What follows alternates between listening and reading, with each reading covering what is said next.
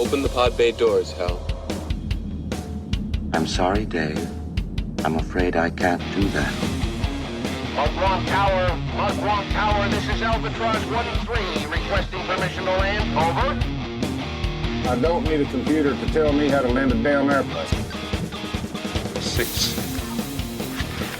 Heads-up display, check. 5, Lasers, check. 4, Particle beam, check. 3, Photon bolts, check. 2, Chair control, check. 1. Let's do it. Broadcasting from a secret underground location somewhere in Mos Eisley, this is the Docking Bay 77 podcast. Make yourself comfortable. The show is about to start. Hello and welcome to the Docking Bay 77 podcast. I am your host, Dayton Johnson. This is our third episode in our Disney Through the Decades series. Joining me once again is our Disney historian, Robert Burnett. Hello, Robert. Hello. Thank you for having me again. Of course. Some call her the voice of reason. Welcome back, Amber Lewis. How are you, Amber? Well, I'm just glad that you invited me because if you didn't, consequences would have been serious. Yes, and I understand that. Would have covered my house in, all kinds of nasty stuff to keep me out of it. Horns and dragons. And... Yeah. Although I don't mind the dragon. Right? I don't mind the dragons. So, okay. So we have traveled to the 1950s this week. I'm going to hit some notable events going on during that decade, and then Amber will discuss what Disney was up to as well. So we have the Korean War begins and ends. The Xerox machine first makes its appearance. UNIVAC, Universal Automatic Computer, was introduced. Dwight Eisenhower is elected president. The DNA double helix is discovered. Joseph Stalin dies. Edmund Hillary and his Sherpa Tenzing Norgay are the first to reach the summit of Mount Everest. Brown versus the Board of Education decision agreed that segregation of public schools was unconstitutional. The polio vaccine is introduced. The USS Nautilus, the first nuclear-powered submarine, was launched. And an animated version of that appears in Brad Bird's The Iron Giant, just saying. The Montgomery, Alabama bus boycott lasts for a year and a half. The Russian satellite Sputnik was launched, also appears in The Iron Giant. 9 black students, known as the Little Rock Nine, enrolled in Little Rock Central High School. NASA's Mercury project, the first manned space program, got underway. Nikita Khrushchev becomes Soviet Soviet premier. Castro rises to power in Cuba, and on a positive note, Alaska and Hawaii become states. So, quite an active decade for sure. So, Amber, what was going on over with the Walt Disney Studios? Well, it's almost like what wasn't going on over at Walt Disney Studios. This, for my money, was like the best decade.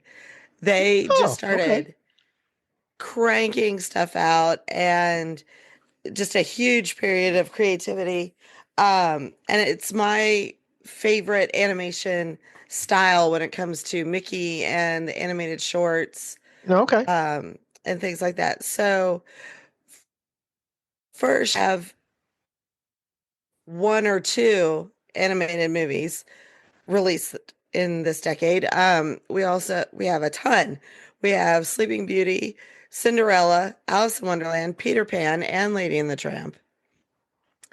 Then Disney moves into live action with Treasure Island, 20,000 Leagues Under the Sea, Old Yeller, The Shaggy Dog, and Darby O'Gill and the Little People. Wow. And these are just like, there's more, but they're less popular. These are like the most popular ones. And they're all classics. Every one of them is just one great thing after another. For the animated shorts, it's all my favorites. Donald Duck's Trick or Treat, Two Chips and a Miss, Donald Applecore, Pluto's Christmas Tree, and In the Bag. Nice. They're all great. Bum, bum. Oh, yeah, I was singing that song like all day when I was researching this. And then, of course, television is becoming, the huge thing. And so Disney says, hey, I want to be at the front of everything. So, of course, Disney has their first television show, 1 Hour in Wonderland, and that aired at Christmas in 1950. And then they just kept having like Christmas specials every year after that. They had a weekly anthology series called Walt Disney's Disneyland that ran from 54 to 58, including Davy Crockett and the Mickey Mouse Club and Zorro. Wow. So this was just like all the bangers came out in this decade. I love Disney in the 50s. Very good. Very busy decade for sure. So, all right. All right, cool. So let's move on to the film we are discussing. We are picking the final animated film from the 1950s, from 1959. It is Sleeping Beauty. A beautiful maiden with a spellbinding destiny. On her 16th birthday, she would prick her finger on the spindle of a spinning wheel. From this slumber you shall wake. When true love's kiss, the spell shall break. Beautiful.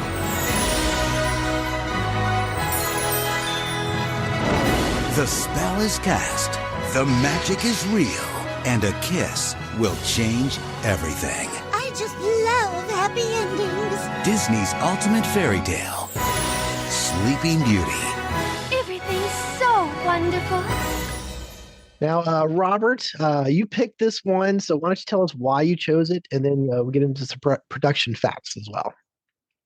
Absolutely. As Amber said, what a decade. I mean, some of the most beloved Disney movies of all time just popped out one after the other after the other. We wouldn't have gone wrong with any of the 5 big animated releases. But Sleeping Beauty, to me, signified a lot of things that Amber's already brought up.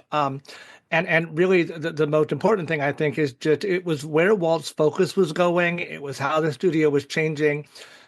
Late 20s, all the 30s, all the 40s, we were making animated films and making more animated films and winning awards and making animated films. Walt was getting bored with it. Walt always wanted to stretch and try new things. And so in consequence, all of a sudden, instead of shunning television as all the major studios did, Walt grabbed hold of TV and said, I can do this, and I can use it to promote my shows. I can use it to promote my films. They did a documentary about the making of the 20,000 Leagues film that was basically an hour-long commercial, and it won an Emmy for Best Documentary on Television that year. So the awards kept coming, but like I said, the shift in Walt's attention from making more animated films into experimenting with television, experimenting with different things, live action films. And then, of course, the big hump was Disneyland. He wanted to create a world people actually go to. And obviously Disneyland first in 1955, and then Disney World after, and now we have parks all around the world. And Sleeping Beauty was in part chosen because they wanted to put Sleeping Beauty Castle right smack in the middle of Disneyland. And in fact, that castle was built and ready to go 4 years before the film even came out. So people were running through Sleeping Beauty Castle at Disneyland before they even knew Sleeping Beauty was going to be a movie yet. So even I think that Sleeping Beauty's castle and by extension, the Sleeping Beauty film were really symbolic of where Walt was headed and just how he used synergy so well in his company. I think that Sleeping Beauty Castle is sort of the symbol of synergy and creativity and whatnot. But you'll notice that when they got to Disney World, they put in Cinderella Castle, which is bigger and more beautiful and more exciting. So I think Cinderella Castle is part of the legacy, but right. Sleeping Beauty Castle was the synergy. So as Amber said, gosh, the studio was doing so much in the 50s. This film actually began development in 1950. And Walt really just wanted to put everything he had. He was getting bored with animation and wanted to try new things. The holdover from the strike in the 1940s, where his animators sort of turned on him, also was still rankling him a little bit. But the movie started development in 1950, and he wanted to be basically his swan song. He wanted to walk away from animated movies after this. So he wanted to be the most spectacular, the most beautiful, the most amazing. They went kind of highbrow with it, with the Tchaikovsky music and the Renaissance-looking art and all of these different things that were not like the other beloved 1950s movies that, to Amber's point, have a very distinct style. You can see a short Disney film from the 50s and know it's that 50s. There's very soft edges and all of that. But so they started developing the film, like I said, in 1950. But there was so much else going on, it kept getting kind of backburnered. All of a sudden, they're doing live action movies. And all of a sudden, they're doing television. And then different things were coming around. A lot of the holdup, too, was not just how Walt was being pulled in so many directions, but because after Cinderella, which snuck in there, and Snow White, there was really a hard time trying to come up with another princess who was asleep, who got woken up by a kiss, by a strange prince, with lots of songs and cute animals. It was, as Walt always tried to do, he tried to plus things. So this movie had many, many iterations. And in fact, it took until 1959, that 4-year gap from Lady and the Tramp until when Sleeping Beauty was released was the longest time without an animated feature from Walt Disney Studios during his lifetime. It was a big gap. But anyway, they did storyboards, they did all this stuff, and it just ended up being Snow White again. So they kept tossing it out. The role of the prince got expanded. They realized that in the two previous princess movies, the prince didn't have a lot to do, so they kind of expanded him a little bit. The film was announced to come out in 1955, and they decided to go to 1957. And part of the drag also was just, as I mentioned, Walt just was not invested. During our Snow White episode, we talked about the very famous anecdote where Walt told the entire story and mesmerized everybody and played every part. They would bring him into story meetings for Sleeping Beauty, and he would just not be interested. He was thinking about monorails. He was thinking about coonskin caps. He was thinking about lots of other things. And some people think that part of the failure of this movie at the box office and in some people's eyes is because it did not have Walt's personal touch on it the way that some of the other classics do. He did get in, though, the dancing on a cloud motif at the end with the prince and princess, with Philip and Aurora, or Briar Rose, or Sleeping Beauty, whatever you want to call her.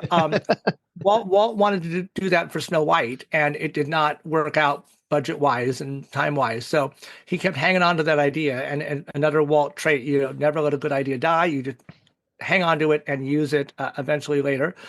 Some interesting facts about this movie. So it was the most expensive Disney feature to date. It cost over $6 million, which was more than double what any of the other films they had made in that decade cost, partly due to delays, partly because they filmed it in 70 millimeter widescreen Super Technorama. I love that name. It's like such a 50s name, Super Technorama. As always with Walt and his innovations, I will talk about them always, with the first stereo soundtrack. There have been films with stereo releases in theaters before, but this one was recorded in stereo, in a stereo process, and not just put two mics in the room and claim a stereo later. It was the last hand-inked Disney film, to your point about the invention of the Xerox machine. Hand inking all of those cells was so laborious and time consuming. So for their next feature, 101 Dalmatians in 1961, they used a Xerox process. Walt grabbed a hold of the Xerox company, as he did with RCA for sound and Technicolor for color and all these things, grabbed a hold of the Xerox company and said, could we Xerox my artist's original rough drawings onto celluloid? And Xerox came up with a process to do that versus using like paper. So that's why we get that lovely kind of sketchy, fun look in 101 Dalmatians and Jungle Book and many Disney films afterward, with the innovation of the Xerox machine just a couple years earlier. This movie came out and was a box office bomb. It was lost a lot of money. It led to a lot of layoffs in the Walt Disney Company. Weirdly, with re-releases, this movie now does still make the top 40 highest-grossing films of all time, because Walt was always putting things back into theaters every few years.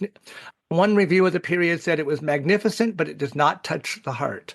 And in fact, it only got one Academy Award for Best Scoring, not Best Score, because it wasn't original. They had a Best Scoring Oscar at that time. Did not even win that. It does have a little bit of a life after life. I mean, obviously, Sleeping Beauty Castle is still there, but we did get, rather than a live action remake of the film like Cinderella had and some of the others, even Lady and the Tramp on Disney Plus, we got an origin story for Maleficent in 2014, and then a sequel in 2019. So, kind of a fun way to revisit this story without just doing it over again. As the recent Snow White has told us, maybe they've gone to that wishing well too many times. But anyway, that's just my personal opinion. I will say the Maleficent origin story film was really good. It was really good. Yes. Yeah, and honestly, I mean, Cinderella was not bad either, but that was by Kenneth Branagh, right. So awesome. Well, and then the Cruella de Vil origin story for Disney Plus was actually good too, with Emma Stone. Yes, surprisingly. Yeah. And the Glenn Close movies were fun too. Yes, the they first were. one more than the second one was not as fun. But But anyway, yeah. So this movie had a rough history, and did not do well at the time, and still is not a lot of people's favorites. But I just think, just for many of the reasons I mentioned, it is important, and it is one I actually like a lot. I will watch this 5 times as often as I would watch the animated Cinderella. So, wow, okay. Stop dissing Cinderella. I love Cinderella. Well, it was funny because I actually started discussing this with Mandy and Torrance, and I started mentioning some things I didn't like about it, and Torrance went off on me. I was like, I'm sorry. I think about the 1950s in general, whether we're talking about Doris Day or we're talking about stuff on the radio or we're talking that post-war period for a while, everything was just so bland and so anodyne. And so, I mean, the earlier movies we were talking about, like how scary Snow White was and how scary Chernabog was. And these 50s movies, much as I love Peter Pan, I love them all, and they all have cult followings more or less, but they're just kind of like bland and safe and cozy. I don't know. I'm going to push back a little bit because this has, for my money, one of the best Disney action sequences.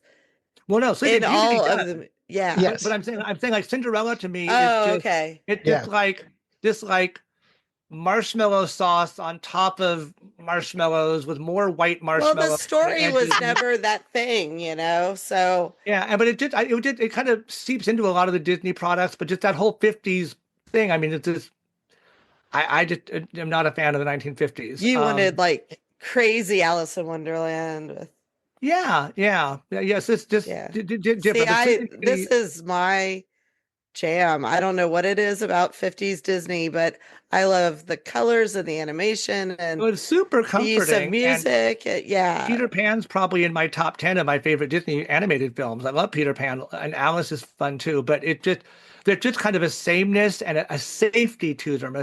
They're very safe. There's no scary. Yeah, you got Catherine Beaumont. You're happy. scene. It's good.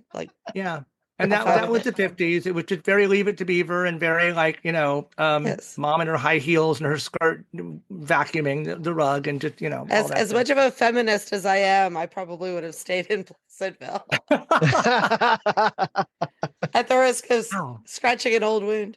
But no, we went to see the reissue in 1979. I remember my mom and my grandma took us to see it, and when Prince Philip lost his shield, my brother crawled under the seat. He was on the verge of a nervous breakdown through that whole sequence, and he was like, "Oh my God, he lost his shield." So, okay, so let's go ahead and discuss that sequence because it is fantastic. I can't think of anything that's better. So to kind of to Robert's point, all the other previous ones are a little fluffy, a little marshmallow, whatever, and safe. This one, Maleficent, is easily one of the top 5 Disney villains ever.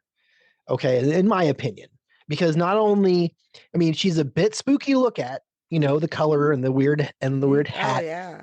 But she has style with she delivers her lines, and she has some really fun henchmen and that awful sidekick bird and everything, and she's just kind of nasty, and she has really good power, and she knows how to use it, and she knows how to mess with people, and I think that's great. And then, of course, she turns into a friggin' dragon, which and is it's awesome. one of the best dragons ever. Like, that thing is terrifying. Yes, and we don't get another one until Dragon Slayer in 1981, which is my favorite. The absolute best one. Are you skipping over Elliot in Pete's Dragon? I mean, he's not scary. Sorry. The only thing I cared about was seeing the Elliot float in the electrical light parade. Yes. I had seen that in the opening to the Walt Disney, show every week.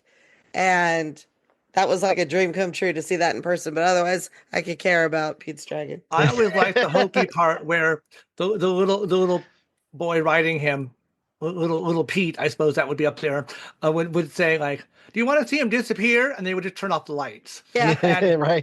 he was like, oh my God, he's invisible. It's like, he's not invisible. You can see him right there. But it was a fun gag.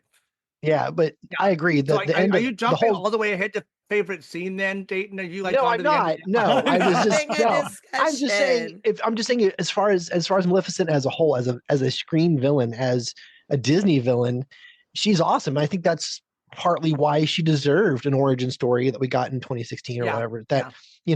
Because you kind of want to know, like, why, what happened to her? Why? Because you watch the film and you're like, she's evil, but getting that story later, you're kind of like, oh, that makes sense. But she's and I feel very strongly that the villain, like, as much as the hero or princess needs an I Want song, like, you need a good villain song. That is really important to me, and these movies never have them. I agree. And so to we'll get into the songs later, but to have her be such a strong, powerful villain without that, I think shows how awesome she is. Yeah. It reminds me of Wizard of Oz, where she's on screen for like 5 minutes. 4.2 seconds. Yeah. It doesn't sing, has like 3 scenes. But if you are under 20, you come out of that movie like quivering and afraid of her. And that's a lot of impact. Just to jump on, so I got to talk about Eleanor Audley, who was the voice of Maleficent. She was also the voice of Lady Tremaine in Cinderella, and very kind of a similar character. The one that blows me away is, didn't she also do the Queen of Hearts? No, that was Verna Felton. Okay. Yeah, who I'm also going to name check in a second, but no. And then Eleanor Audley also famously did Madame Leota. Oh, that's what it was. Oh, that's right. Yes. Yes. Now, I am a huge fan of the Disney Legends program. They do every year. Every couple of years they will name Disney Legends. Eleanor Audley needs to be a Disney legend, according to me, and she is not. Oh my God! Weirdly, Mary Costa, voice of Sleeping Beauty, and only voice of Sleeping Beauty, and honestly, wasn't that hot a voice. She is a Disney legend, and like the entire cast of Frozen. Right. Well, I mean, lately they become more about money. They're like the Kennedy Centers and the Mark Twain Awards. It's like they've used up the real legends, and now it's just anybody who has longevity, I think, or anybody who makes money. I would have, if it were my vote, I would have disqualified half of the Disney legends in the last decade, because you need to prove yourself to be a legend. But I think that if you are voicing Maleficent and Madame Leota, and everyone in America can quote the entire damn seance room scene, that makes you a legend. Verna Felton also, to your point, she's also a voice in this film. She also, my gosh, she was everybody from the Queen of Hearts to the Elephant Mother in Jungle Book to so many characters. She was Mrs. Dumbo in Dumbo. I mean, she needs her Disney Legend Award. And Bill Thompson, who I can never get enough of, who was only one of the kings in this one. But Mr. Smee, White Rabbit, the 1950s were his jam. Ranger Woodlore, and put it in the bag. And I mean, Bill Thompson needs to be a Disney legend, and none of them are. And so, if you're listening out there, listeners, write into the Disney company, you want to nominate Eleanor Audley, Verna Felton, and Bill Thompson as the next Disney legends. Because if Mary Costa can get one for singing one twerp song, then these legends deserve it. Off my soapbox. The end. All right. So. Anything you guys want to bring up specifically with the film? Because like I said, I think Maleficent's a top 5 Disney villain of all time. I have other things to say, but I'll let somebody else go. So, well, the thing that I love about the animation is the background work. Like it's all looks like a tapestry. You could go into any castle in Great Britain and find a tapestry that looks like that. The problem is that the backgrounds are so amazing, but I feel like the characters look like color forms. Like you have this amazing background that's got such depth and like every minute stone, and it's just awesome. And then you got these color form sticker people on top that doesn't quite like match. To your point, like the parade at the beginning, it literally looks like they just took cutouts and like were rolling them across the image in front. And well, that was deliberate. They were trying to get into this, but they were introducing this idea of you are looking at a medieval book.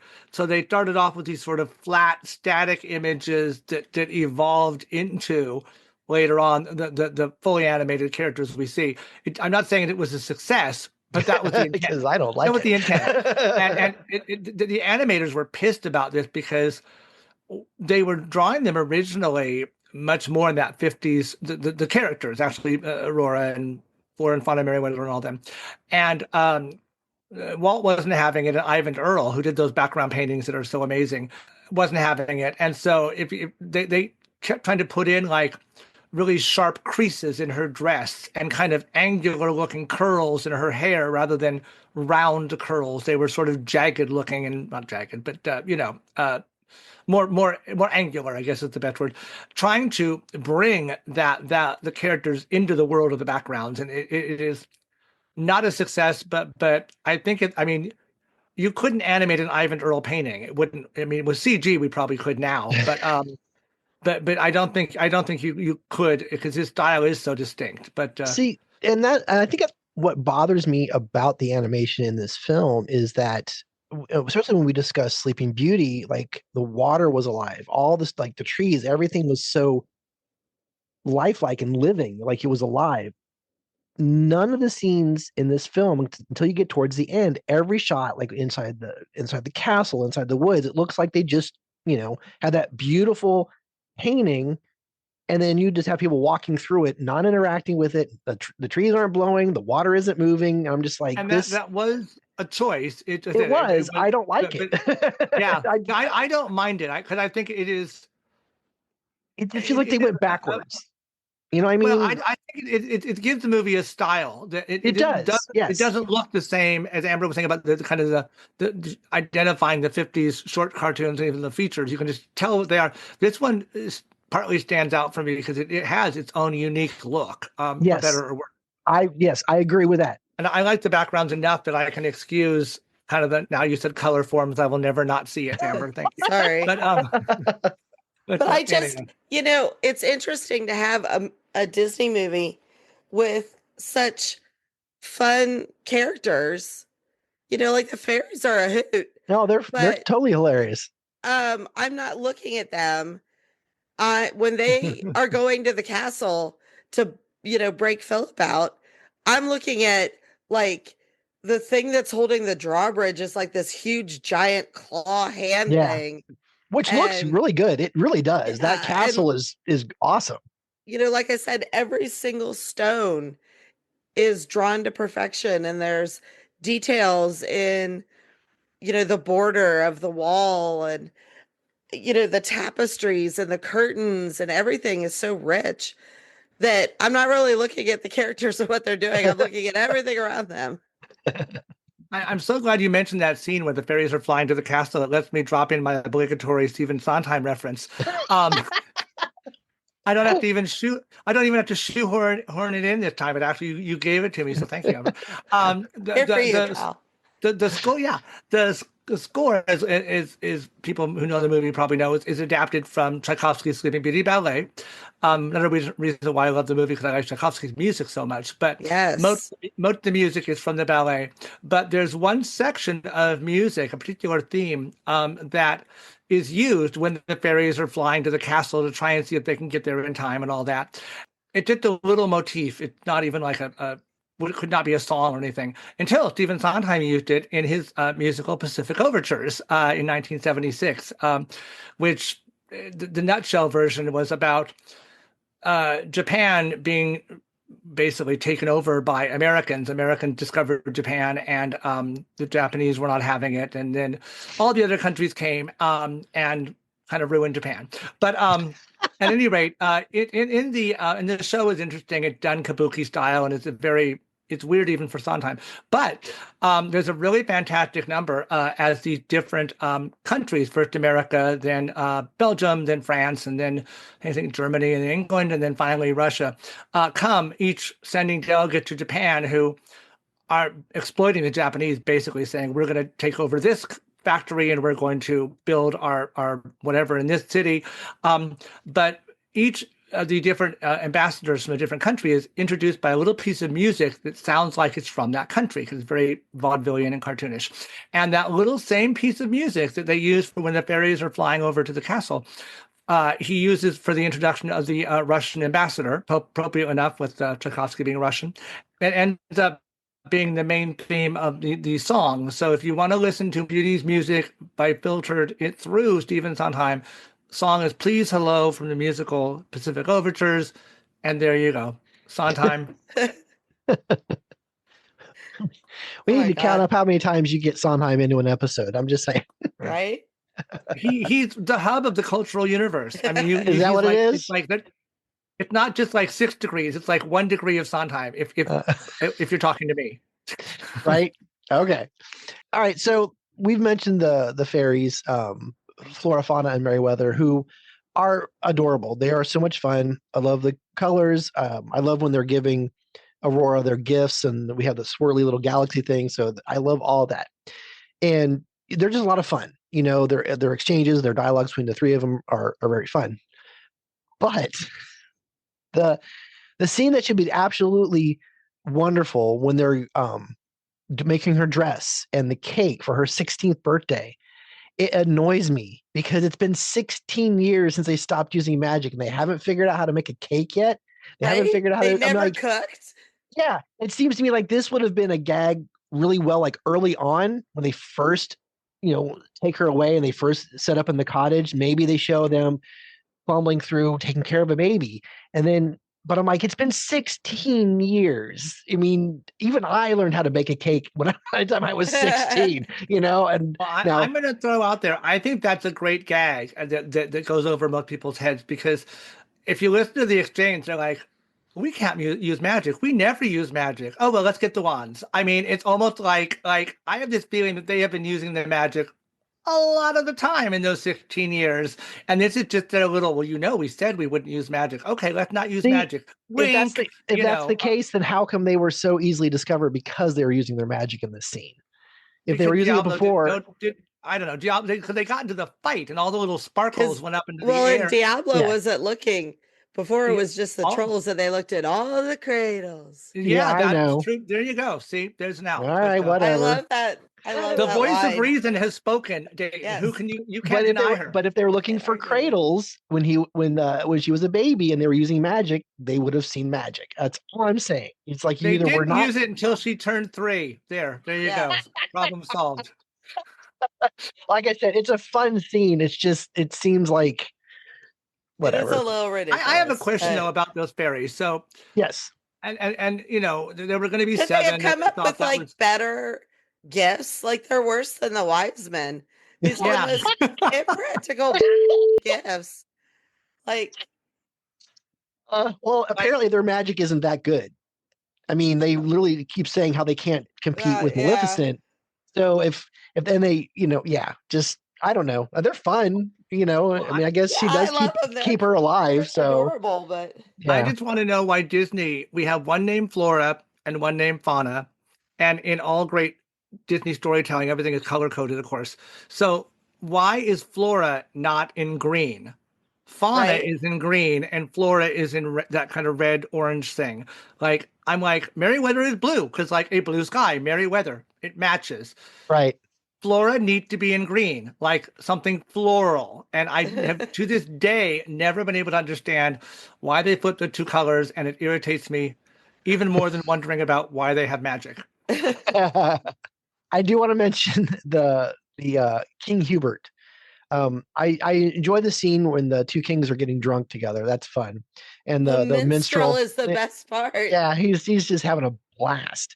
But King Hubert, we kind of get a little bit of a preview of that, that silly, slightly bumbling, well-meaning father or father figure that comes a lot in future Disney films, especially in recent ones, including, like, of course, the dad in Aladdin. The Sultan. The Sultan. Thank you, the Sultan. Of course, with Beauty and the Beast, with with her dad, and so of course in you get it with Tarzan. So it seems like this is kind of, we're gonna do this, and we even get a little bit with 101 Dalmatians. So it kind of, that theme pops up over and over again, and he is fun. He is funny.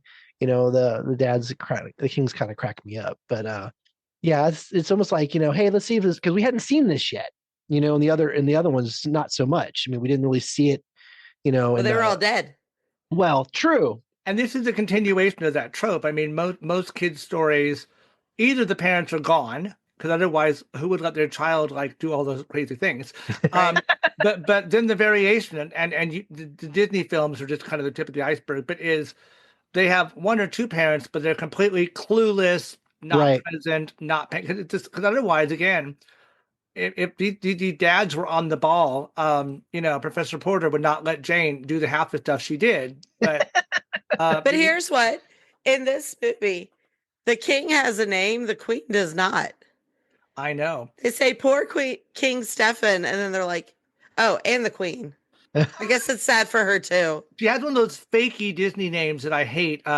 She is known as Queen Leah, Leah. Well, that's like the prince in Snow White having a name, and nobody ever called him by his name. I was straight up 40 years old before I knew he had a name. He doesn't have a name either. That was another fakey Disney name. That's what I'm saying. It's BS. Most of these other names, his name was supposedly Florian, but most of these other names, they came around in like a comic book retelling, or a gas station premium or something. So they're not canonical names.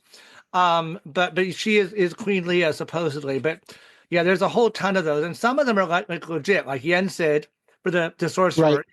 Yeah. That's a Disney blessed name that the animators called him that. No one referred to him because that section is silent. But or Diablo, Maleficent's Raven in this one. It was right.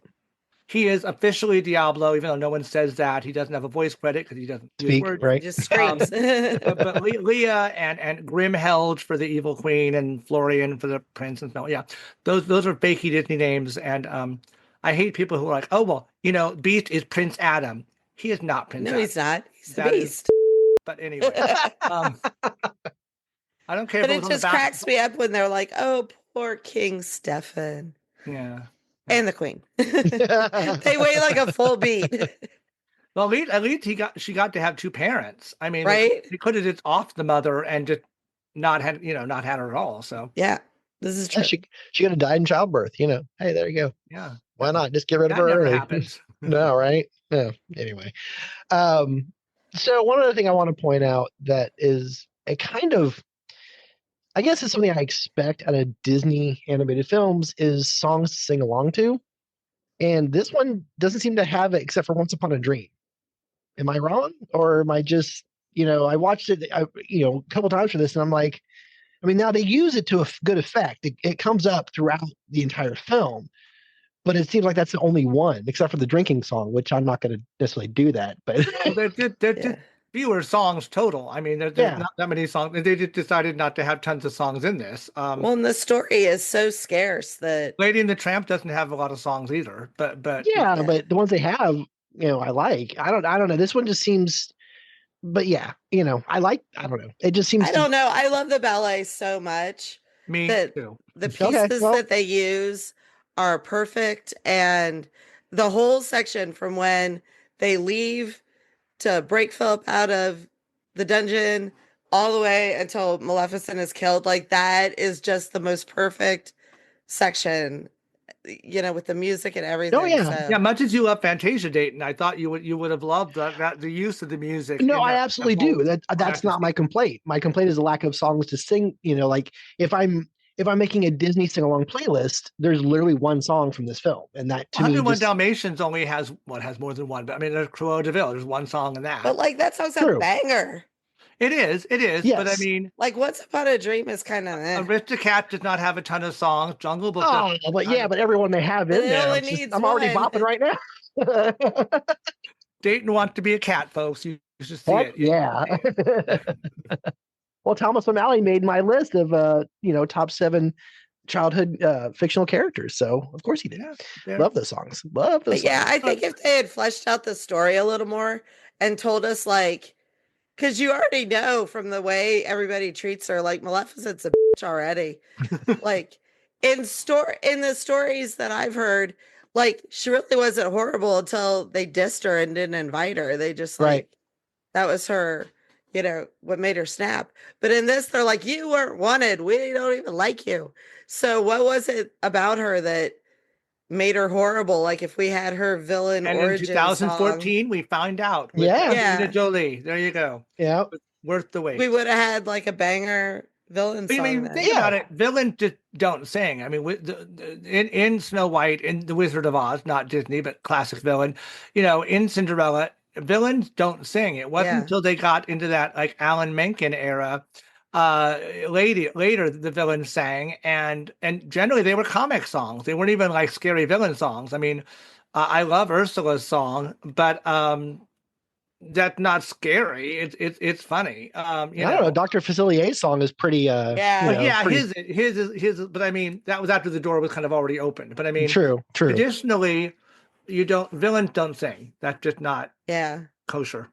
Yeah, I love a good villain song. I think they're important. I actually agree with Amber. Had they fleshed out the story a little bit better, maybe they could have figured out how to give other characters songs to sing. And I don't know. It just, to me, one of the things I look forward to the most out of a lot of and I think one of the reasons why some of my favorite ones, I mean, to be fair, in later years, not so much, but during, the heyday and even especially the Renaissance, I kind of look forward to those songs. You know what I mean? Like, especially with Aladdin and Beauty and the Beast. And I mean, especially the ones later, I'm just, that is one of the things I look forward to. And this one just has one.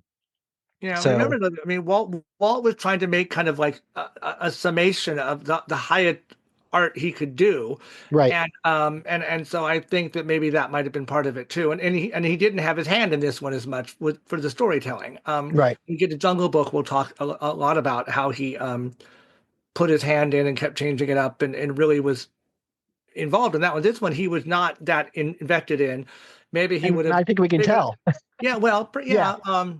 But I think judging it for what it is and not what you want it to be, I think it's a success. I just think you're looking for something that it isn't. And you're probably right. I mean, like I said, it definitely isn't in my regular rotation as far as Disney films, but and I hate saying that because you said the backgrounds are beautiful. There's lots of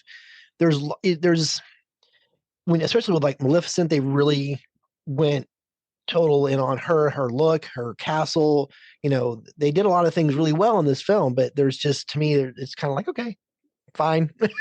there's not that magic that I'm used to with a lot of these films. Walt insisting on using the Tchaikovsky music too also probably curtailed that somewhat too, because true, brilliant as he is, ballet music is not songs. It is to move to. It is not to sing to. That is true.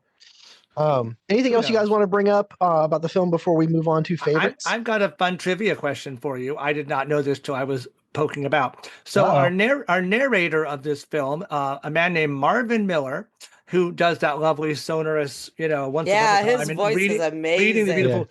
Well, he is better. Wow, he is better known for the voice of a character who we have talked about in this podcast in other episodes. Very, very famous 1950s film voice.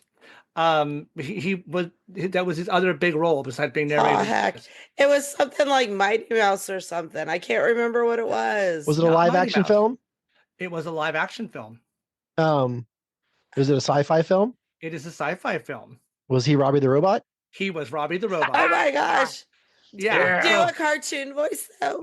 Yeah, he did mainly radio and lots of television. He was on Gunsmoke and Perry Mason because he had that deep voice, Yeah. But his two biggest IMDb credits that we know today are narrator of Sleeping Beauty and Robbie the Robot. Yes, I love it. That's so funny. To your career. No, right? Not too. That's some pretty high quality stuff there. I do have one little fun bit of Disney trivia too, just for the diehard Disney nerds. I read this years ago and forgotten, and then when I was reading again, remembered, but and learned about it. But so they used live action footage. They did not rotoscope, but they used live action footage to see how the actors were going to move, what wanted this to happen. So. Mark Davis, who animated Maleficent and a lot of the other characters, had taken some drawing classes and things and taught some drawing classes. And there was a wonderful student named Alice Estes who was going into fashion design at that time that he met. He also kind of thought she was cute. So when it was time to make the live action Aurora and Philip costumes for that, he called her up and hired her. And so if you ever see it on the bonus features, that black and white footage of Aurora twirling about in her skirt, whatever, that was done by Alice Estes, who about a year later became Mrs. Mark Davis, Alice Davis, and then was hired by Walt and is herself a Disney legend. Speaking of those, she did all of the costumes for It's a Small World and for Pirates of the Caribbean. And so we would not have some of that amazing work in the Disney parks if Mark had not remembered the cute girl who drew clothes in his costume or his art class. And so kind of a fun little Disney legacy this movie gave us, along with either a great movie or a movie lacking in song, depending on which one of us you ask. Wow, I felt targeted. Anyway, okay, so Amber, do you have anything else you want to mention before we do our favorites? No, we've talked about all the stuff I like. All right, very good. All right, so let's go ahead and talk about our favorite characters. So, Robert, who's your favorite? Well, I will leave Maleficent aside because she is probably going to be mentioned anyway. But on this viewing, I really enjoyed Flora, Fauna, and Merryweather, and in particular Merryweather, because she was just sassy and obnoxious, and I thought it was so fun. Her little asides and remarks were hilarious. And weirdly, the actress who did that voice also did the voice of Lady in Lady and the Tramp, where she was just sweetness and light. And in this one, she's like mumble, all the time. And so I think Merryweather got to be my favorite because she's just kind of feisty and doesn't take any from anybody. And it made her fun. Yeah, and actually, Merryweather was actually my my runner-up. So, so yeah, because she is. You're right. Actually, she's a lot of fun. She has some attitude. She has, she's always ready to get, to scrap with somebody, and they're having to stop her. And so, yeah, she's a lot of fun. So, all right. Amber, your favorite character? Well, I think we could all say Maleficent, so I'm gonna kind of put her to the side as well. Well, okay. Well, I mean, it's just so easy. You know what happened the last time they put her aside and didn't mention her? Yeah, she didn't get invited, right? Dayton, you better mention her. I don't want the powers of hell unleashed on this podcast. Yes. But I was really impressed on this viewing. I really like Prince Philip. He's very action hero-y, and he was willing to stand up to his dad, and he's like, yeah, I'm gonna marry a milkmaid, it's fine, I don't need to marry a princess, take your rules, I don't care. He's straight up brave hero guy. He jumps right into that fight with the dragon, and I love that whole section. The little action hero guy. He definitely has a look of terror on his face when she's turning into the dragon, but I know he looks like holy crap. Yeah, he's a good hero. I like him.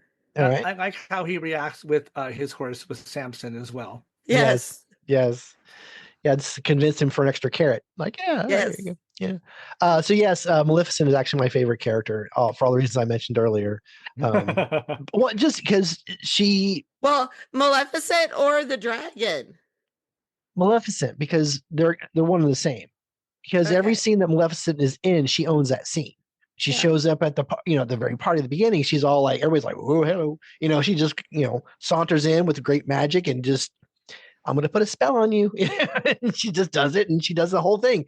When they're having a party at her castle, and she's like, "Oh, Prince Philip can't be here. Oh, poor baby." It's just she's just awesome. Look, she So, gives him that mean vision of the future. Like, that's hateful. yeah, it is.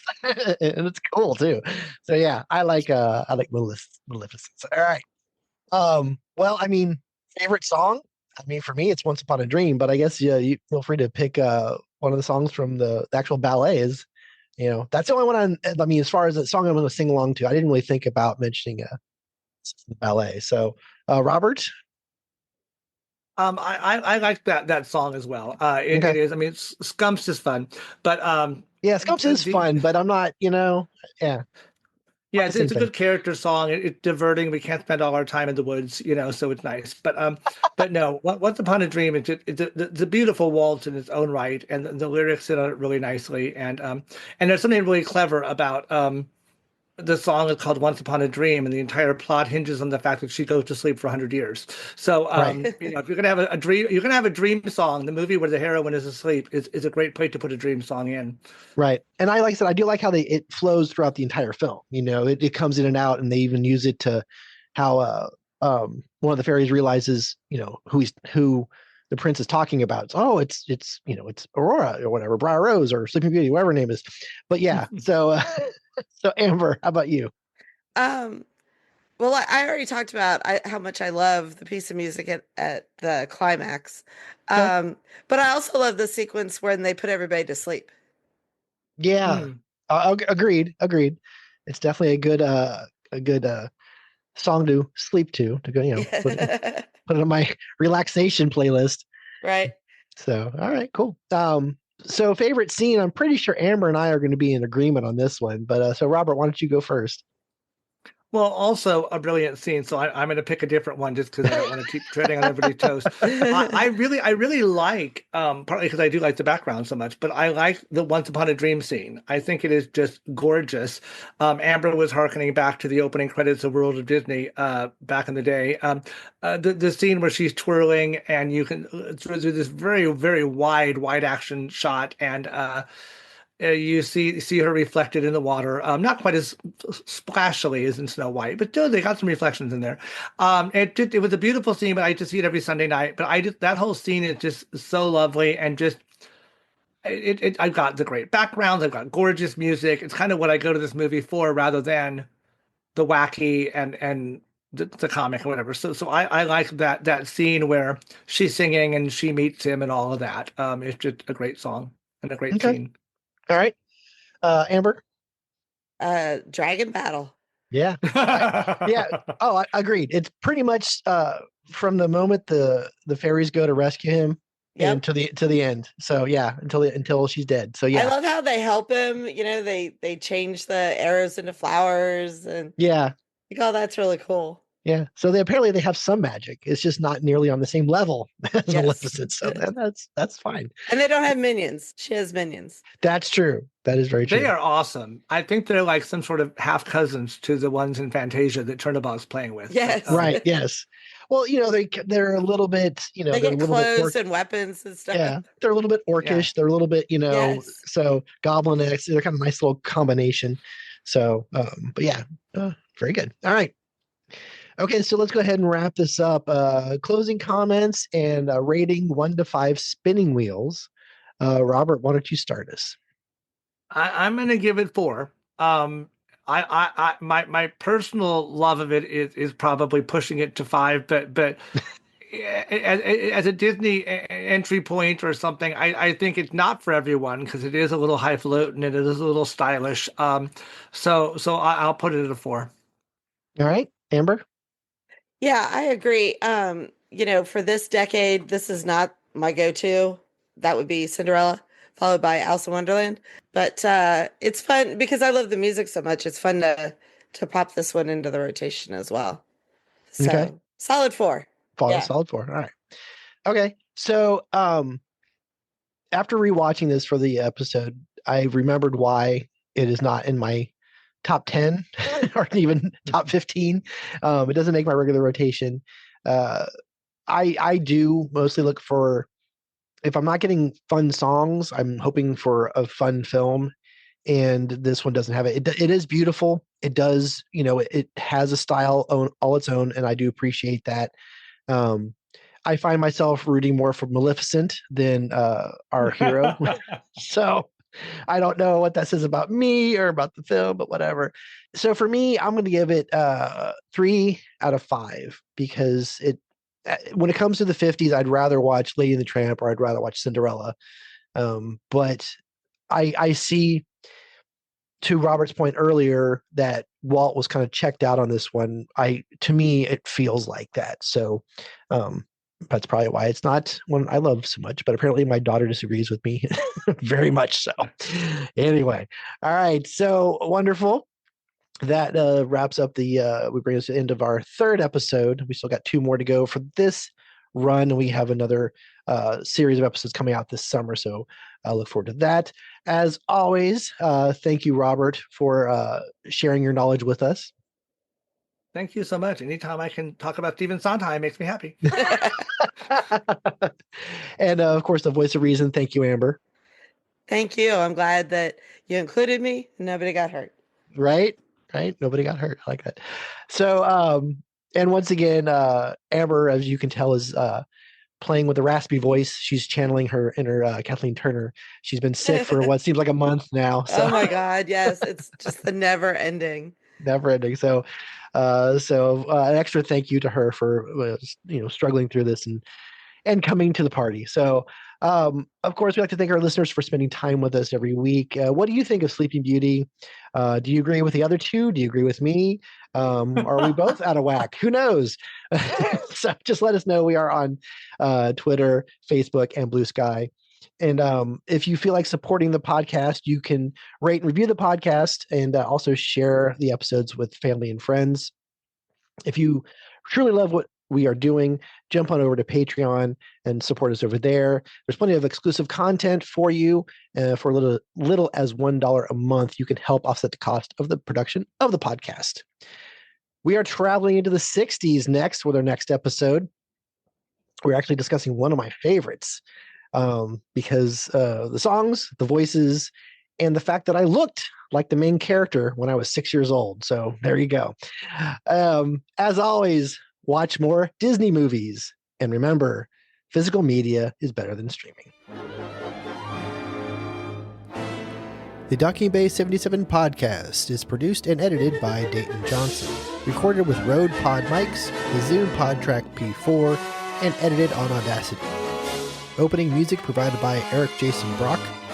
You can find him on YouTube and Bandcamp. Thank you for listening.